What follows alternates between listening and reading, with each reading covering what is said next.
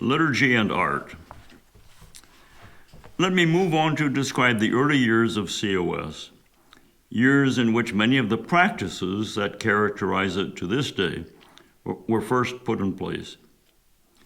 What I will be describing is both that initial trial year and the first few years after COS was officially recognized as a congregation within the Christian Reformed Church. We needed a liturgy. Many of us had had experience in composing liturgies for the Sunday afternoon meetings of Fellowship of the Acts. Now we needed a Sunday morning liturgy. And that confronted us with an issue we had never faced in Fellowship of the Acts, namely, how frequently should we celebrate the Lord's Supper? As I indicated above, my membership on the liturgical committee of the denomination had convinced me and the other members of that committee that the supper should be celebrated weekly. But I was apprehensive of opening up a debate on the topic among the members of our group, none of whom, other than myself, was knowledgeable in the history and theology of liturgy. I feared that there would be a lot of speechifying about personal preferences and worries leading to no resolution. Won't the supper become less meaningful if it's celebrated weekly, and so forth and so forth?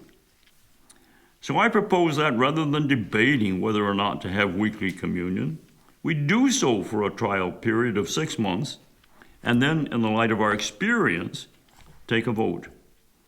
My suggestion was accepted. The vote at the end of the 6 months was unanimous in favor of weekly communion. That settled one big issue, but we still needed a liturgy.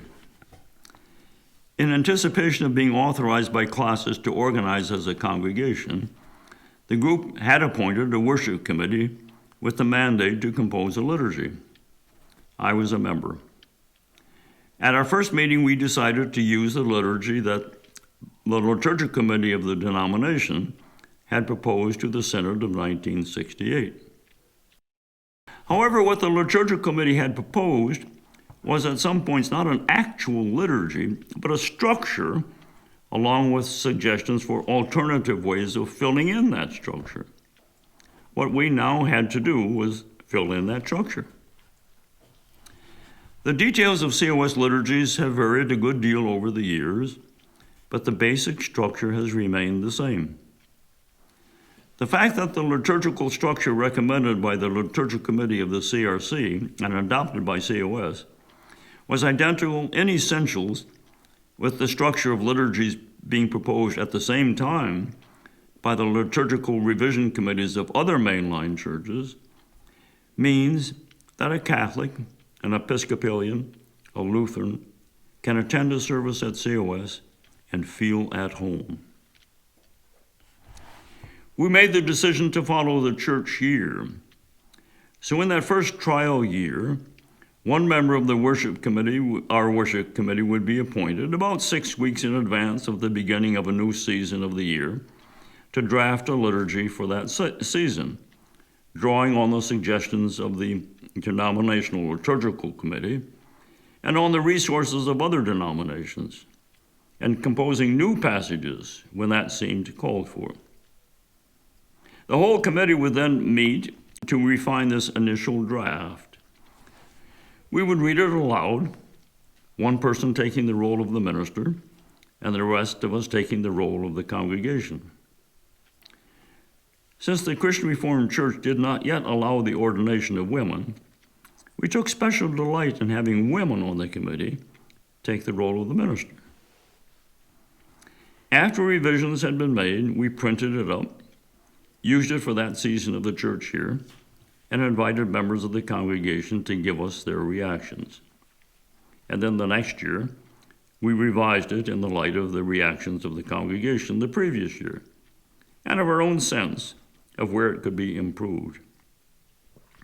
I remember this whole process in those early years as being both deeply satisfying and breathless. It seemed we had just barely finished composing the liturgy for one season of the church here, when the need to prepare for the next season was hard upon us. During that first year of meeting, before we were officially organized as a congregation, I would go into my study each Sunday afternoon, pose a question concerning the liturgy that we had used that morning, and compose an answer. Those questions and answers were then printed in the bulletin for the following week. They have now been collected in a little booklet, Worship at Church of the Servant.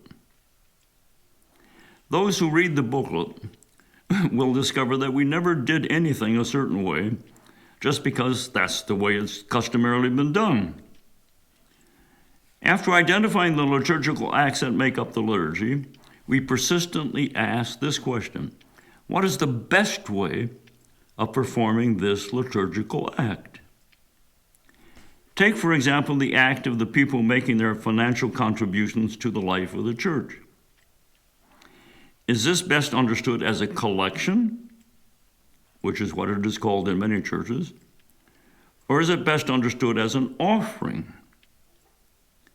We decided that it is best understood as an offering. Given that understanding, we then asked what bodily action best fits that understanding. Sitting in one's seat while a basket is passed around seemed to us distinctly unfitting. That fits a collection, not an offering. Getting out of one's seat, going forward, and actually giving one's gift seemed to us right for an offering. So that's what we did at the very beginning and what we have done ever since. I myself was gratified to learn sometime later that this was also the practice of the Church of Rome around AD 200. People came forward to present their offerings, along with the presentation of bread and wine for the Eucharist. So we decided to follow this practice of coming forward to present our offerings. Reception of the bread and wine by the worshipers likewise raised the question of how best to express with our bodies the nature of the liturgical act now being performed. The practice in some denominations is for the congregants to come forward in small groups, to kneel at a rail, and for the presider to give each of them the bread and the wine. Another practice is for the congregants to line up to receive the bread and wine from the presider.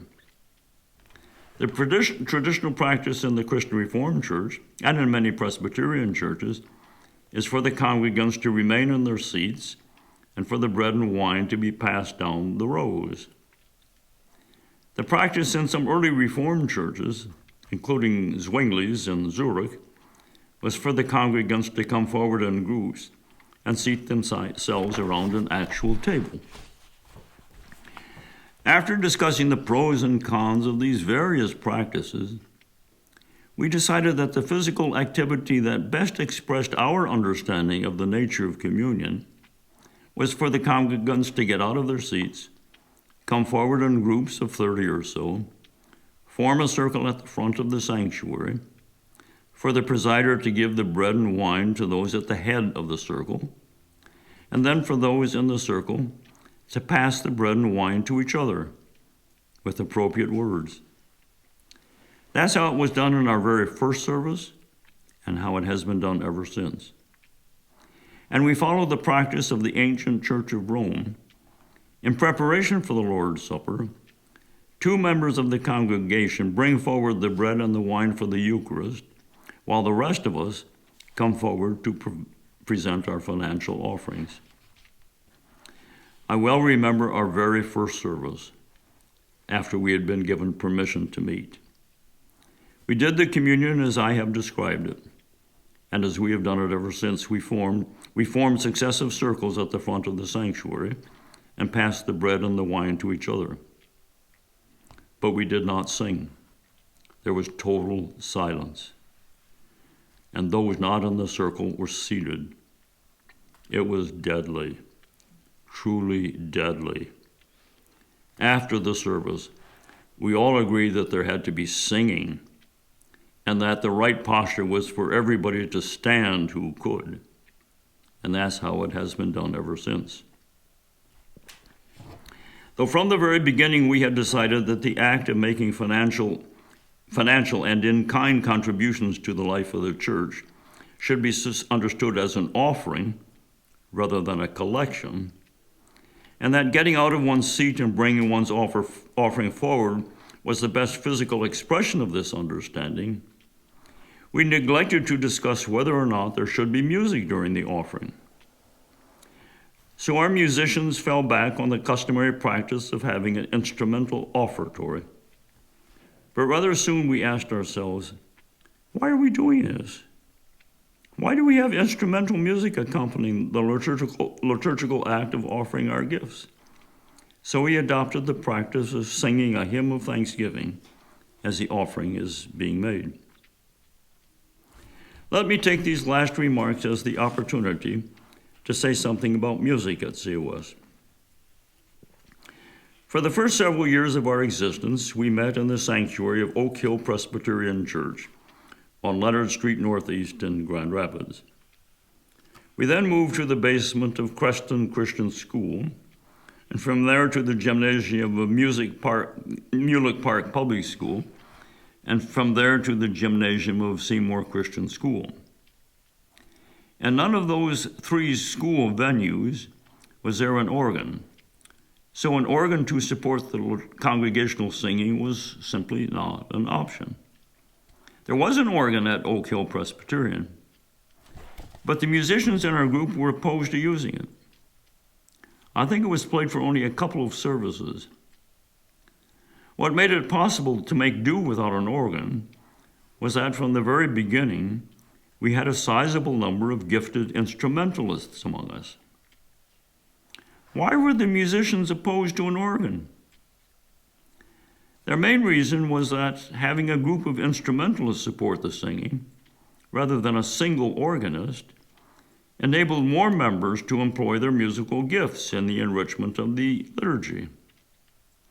One of the deepest convictions of those of us who founded COS was that the enactment of the liturgy was not to be a performance in which a few people up front perform and the congregation does little more than watch and listen.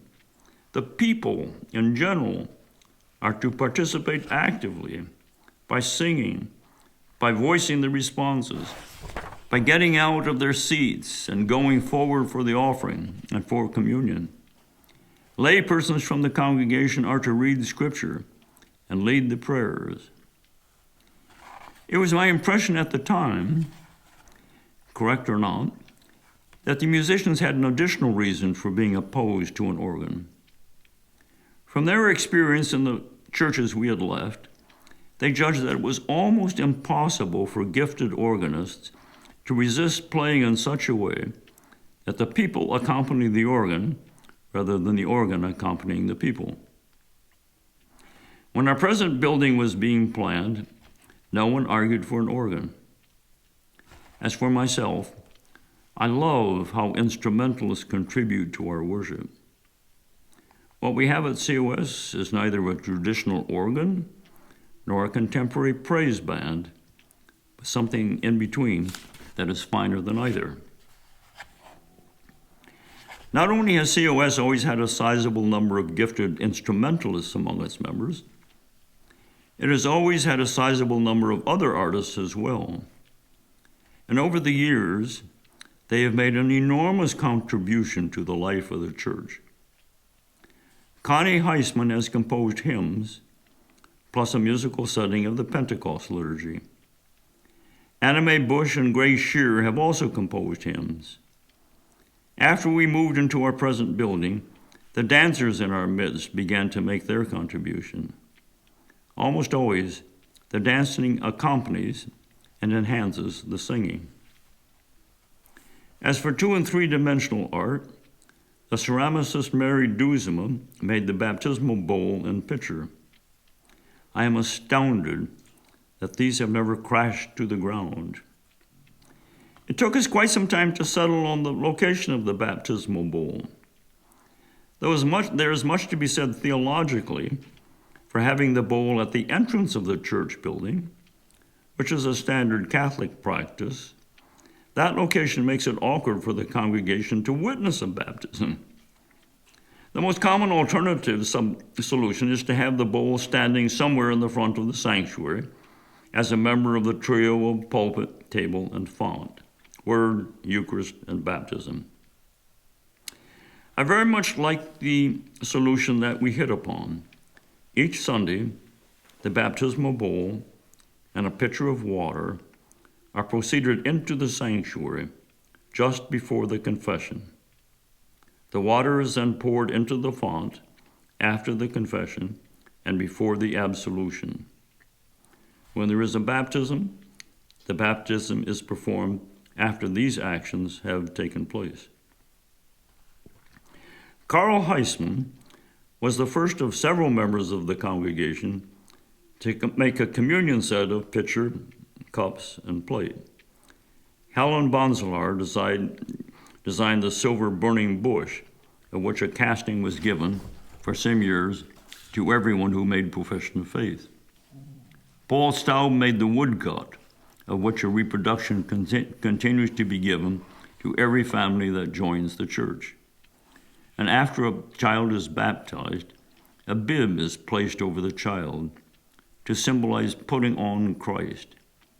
Gesina Kingma, mother of my wife, Claire, designed and embroidered the original baptismal bib, a sunflower design. Claire designed the present design, 3 fish in a circle. Over the years, most of the bibs have been embroidered by Grace Bradford. Our son, Eric, made the candle-holding wreath that we use during Advent. Gwen Pott designed the wondrous casket pall made of unbleached muslin. It was sewed and embroidered by a group of COS women. And many members have made banners. Never, to the best of my knowledge, have we purchased anything other than candles from some shop that sells ecclesiastical art. Let me insert a small anecdote here.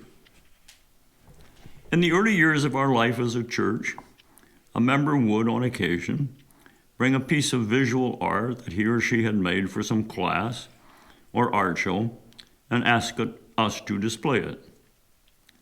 This was difficult. The piece had no function in the liturgy. And since we were worshiping in rented buildings, we didn't have a place to display it. We didn't know what to do with it. So we returned it to the artist with an explanation of why we were returning it. I remember one artist being very angry.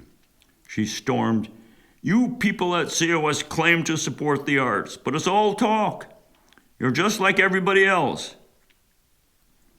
The problem was that she had no sense of liturgical art. For me, it's been wonderful to see how naturally our artists and musicians now work with the idea of liturgical art for the liturgy. I must add that in our present building, we have what is called the artery. There we have a place for the display of art that was not made for the liturgy. The art on display changes every 2 months or so. Most of it is by members of the congregation. Chastened idealism. The early years of COS represented in several ways a chastening of youthful idealism by reality. Not a rejection of the idealism, but a chastening. We declared that we would spend most of our money on outreach, not on ourselves. But soon we found ourselves enmeshed in fruitless discussions about what constitutes spending money on ourselves. Is supporting a pastor spending money on ourselves? Is paying rent for a place to meet spending money on ourselves? Is purchasing a hymn books? Is printing the liturgy? In reaction to the clerical denomination that some of us had experienced, we declared when we began that we would not call a full-time minister. Deep in the mentality and spirituality of the original members was a desire for lay participation, both in the liturgy and in the operation and ongoing life of the church. The church belongs to the people, not to the minister. We would pastor each other, we said. And since on any given Sunday, there were always ordained Christian Reformed ministers available in the Grand Rapids area to preach, why employ a full-time minister? It wasn't long before many of us began to feel unhappy with a different preacher almost every Sunday. Individually, the sermons were usually fine, but we began to long for continuity. And as for pastoring each other, rather soon we realized that most of us were less gifted at this than we had assumed we were. And that in any case, we all had other things to do. So, after a few years, we decided in 1974 to call a minister. The decision to do so was by no means unanimous.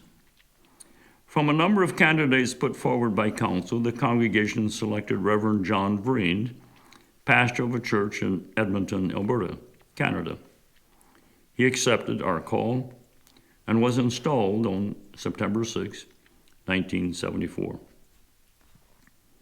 He was an excellent preacher, but proved, I think most members would agree, less gifted as a pastor than as a preacher. His ministry among us came to an extremely sad and disturbing end.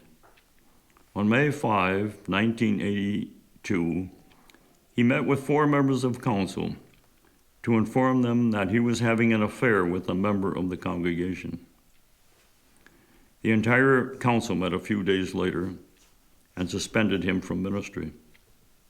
The congregation was in shock. It took a long time for healing to occur. In its September meeting of that year, Classis Grand Rapids East deposed him from the ministry of the Christian Reformed Church. His successor, Jack Rhoda, was installed on Pentecost Sunday, May 22, 1983. Jack is one of the finest preachers I have ever heard. His interpretation of Scripture is invariably perceptive, sometimes surprising, theologically acute, but with a light touch. His sermons are inspiring rather than chastising, respectful of doubt, informed by an amazingly wide acquaintance with novels and films.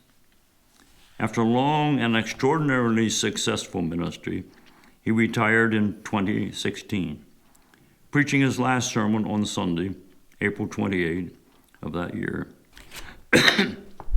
Following Rhoda's retirement... Can you go back? It's August 28, if that matters. You said April. Repeat that sentence? Yeah. After a long and extraordinarily successful ministry, he retired in 2016, preaching his last sermon on Sunday, August 28 of that year. Following Rhoda's retirement, the congregation spent the better part of a year reflecting on where the Spirit seemed to be leading us. One of the results of this period of reflection was the decision to move to a co-pastorate. A call was issued to Karen Campbell, who was then pastor of a Presbyterian church in Northern Ireland, after having pastored for a good many years in Africa, and to Andrew Mead, member of the Reformed Church of America and a recent graduate of its seminary, Western Seminary, in Holland, Michigan. Both of them accepted the call and were installed as COS co-ministers in September 2017. Those of us who were old-timers regarded the fact that both Karen and Andrew were from outside the Christian Reformed Church, and in Karen's case, from outside the U.S., as an echo of the origins of Church of the Servant and the highly ecumenical fellowship of the Acts. I don't think any of the original members of COS visualized large numbers of people showing up for worship at COS. It was certainly not something we hoped for. Church growth was not on our agenda. We had emerged out of a longing for genuine fellowship, something we felt was lacking in the churches of which we were members. We prized the fact that in the group of founders, everybody knew everybody. We said we never wanted to get so big that a microphone was needed. We did realize, however, that growth was a possibility. So we declared, when we began, that if attendance increased to the point where fellowship and community seemed threatened, we would divide into two congregations.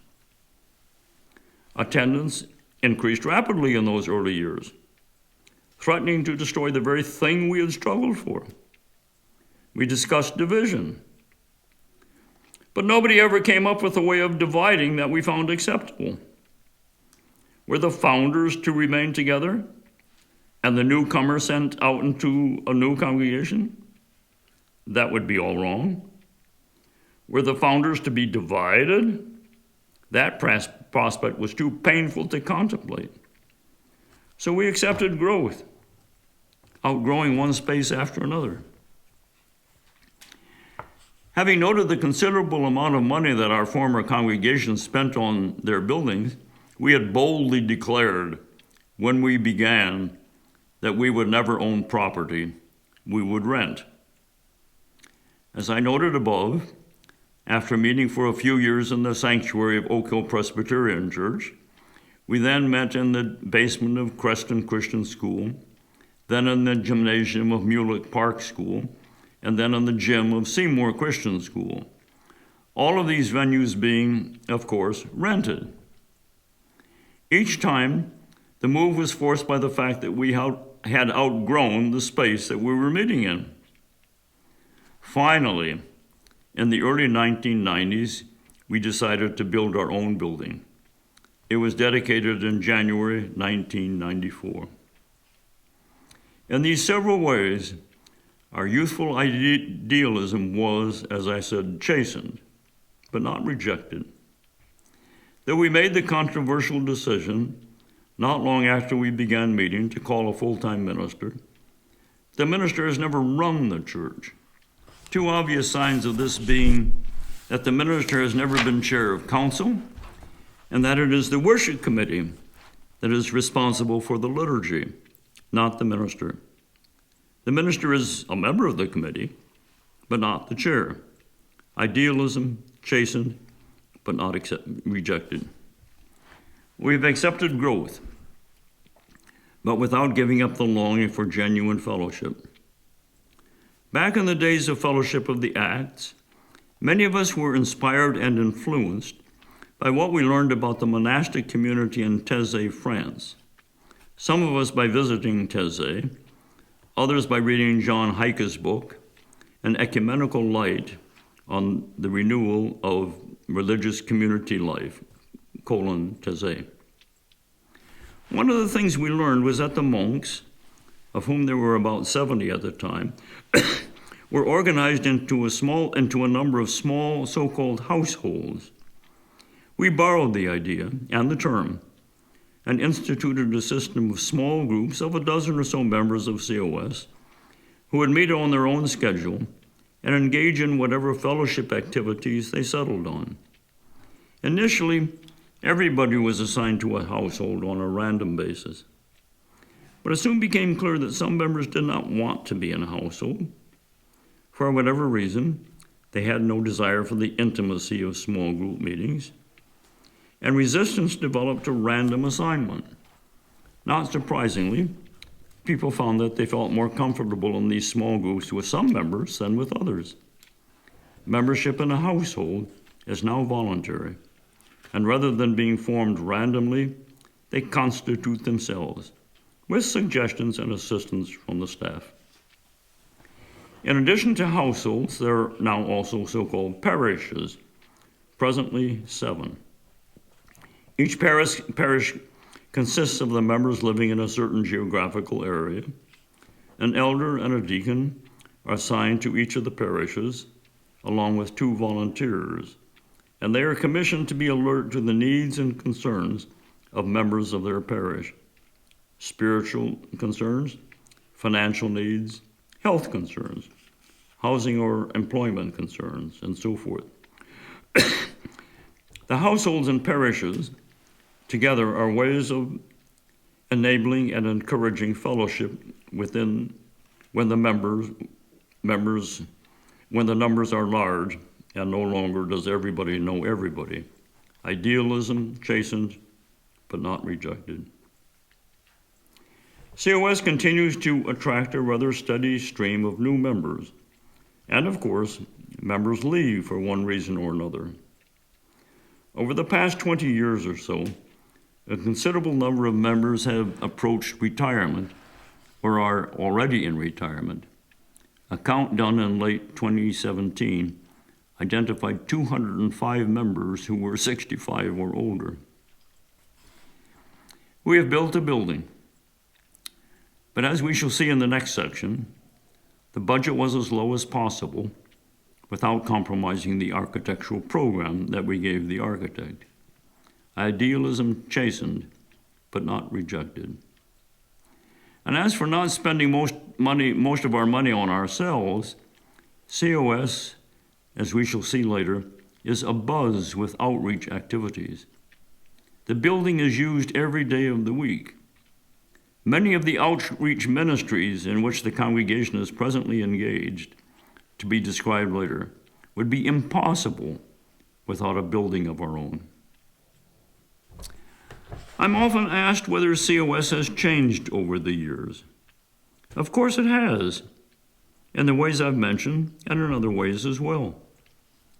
But any present-day member or attendee who has a sense of the life of COS today and who then reads those general goals that we adopted in 1972 will discern that, amidst all the changes, the founding wisdom, after bumping up against reality, remains alive and well.